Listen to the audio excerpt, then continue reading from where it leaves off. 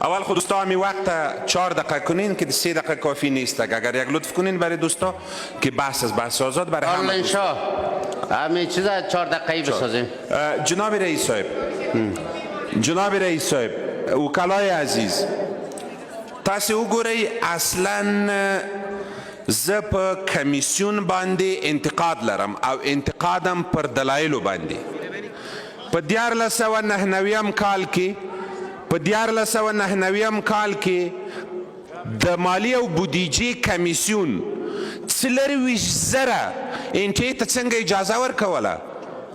ولی تفاهم کوه ورسره چې موږ ته تالار ته بودیجه راوړه چې تو میتونستین 24,000 نفر در سال 99 در بودیجهش اجازه بتین و به ما به تالار بیارین. چی گپ بود؟ چرا؟ امیال شما گفتین که 24,000 نفر 6 میلیارد شما تصویب کرده بودین در 99 که در 1400 شاید 1,000 نفر باشه انتی به جای 24,000 شما به 24,000 رای دادین اما نظر میتین که به 1,400 ما رد میکنیم. گپ چیست؟ خبر چیری ده؟ اصلا کمیسیون ده اول ورځ نه مخالفو د مامور، اجیر، سرباز، عسکر دغه ټول د معاشاتو طرحه د وکیلانو لخوا چې زما پر څنګ کې دغه سیلاب صاحب هم ناست دی دغه دوستان یو مشخص اشخاصو دغه پیشنهاد وکاو. دا پیشنهاد د کمیسیون نه و، دوی مخکې د دغه طرحې نه رد کړې وه بودیجه. زیر کاسه نیم کاسه است. رد از طرف کمیسیون در مباحثات خود را داره که برای ما لطفاً بگوین که اصل گپ چیست. د معاشاتو مخه خبره زموږ وړاندیز و، موږ وړاندیز کړې ده او د افغانستان ولسمشر منلې ده.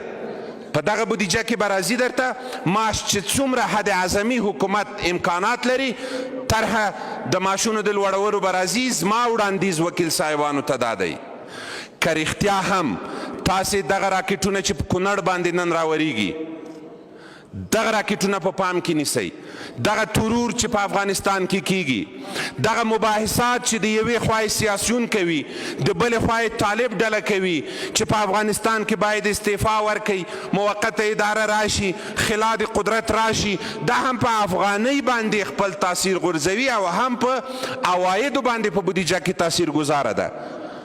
که دا ټول موږ او تاسو په نظر کې ونیسو د معاشونو د لوړولو لپاره راځئ دغې طرحې ته په راتلونکي کې رایه ورکړئ، ځکه وطن مو په ډېرو بدو شرایطو کې قرار لري.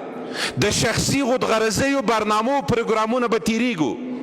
راځو حقیقي وطن ته به مخلص کیږو، په اخلاص سره به رایه ورکوو، ځکه د ټولو ادعا دا ده چې د اجیر، سرباز او مامور معاش د موږ ته د معلم په شمول دا معاش د موږ ته لوړ شي. یکسان سازي هیڅ امکان نه لري، امکان پذیره نه ده. څنګه تاسې یکسان سازي راوړئ چې یو رقم یې کوي؟ یو رقم امکان نه لري. د معاش لوړول تاسې شرط ګڼلی ده که حکومت دغه معاش لوړ که نور ګروګان مه نیسئ بودیجه د هېواد او ولس لپاره دغې بودیجې ته رایه ورکړئ تر څو زموږ او ستاسې دغه دوره د افغانستان په تاریخ کې په زرینو کرښو ولیکل شي او هر وکیل خپل ولس ته وفادار پاتې شي.